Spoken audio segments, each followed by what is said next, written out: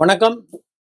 இன்றைய நிகழ்ச்சியிலங்க இந்த சங்கு வைப்பதற்கு இருக்கக்கூடிய இந்த ஸ்டாண்ட், அதாவது சங்குனுடைய இருப்பிடம், சங்கு அசையாமல் வைப்பதற்கு உள்ள ஒரு ஸ்டாண்ட் அபூர்வாச நிறுவனத்துல நம்ம வெளியீடு பண்ணியிருக்கிறோம்.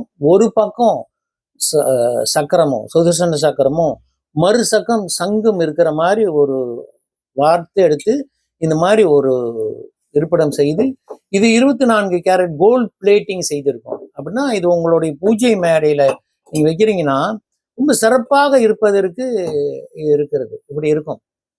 ஒரு 2 அமைப்புகள்ல இது இருக்கிறது. ஒரு பெரிய அளவுலையும் ஒரு நடுத்தரமான அளவுலையும் இருக்கிறது.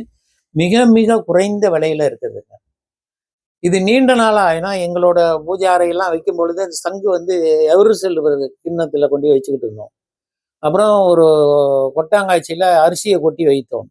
அப்புறம் கிண்ணங்கள்ல வைத்தோம். எதுவும் சரியா வரல. ஆனா நானே ஒரு முடிவு பண்ணி தமிழகத்தை தொடர்பு கொண்டு இந்த மாதிரி ஒரு நல்ல 3 கால்கள் உள்ளது, இங்க ஒரு கூறு முகம் கொண்டது, சுதர்சன சக்கரம் சங்கு இங்க இருக்கிற மாதிரி இதை ஏற்பாடு பண்ணியிருக்கோம்.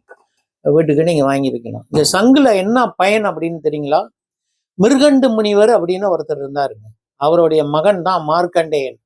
மார்க்கண்டேய ரிஷிக்கு ஆயுள் குறைவாக இருந்ததற்கு எல்லாருக்கும் என்ன காரணம் தெரியும்.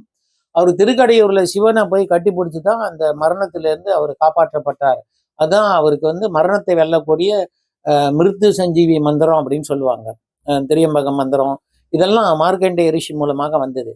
இது மாதிரி சங்கு வைக்கக்கூடிய வேலையில இதை நீங்க உங்களுடைய சுவாமி மேடைகளை வைக்கலாங்க.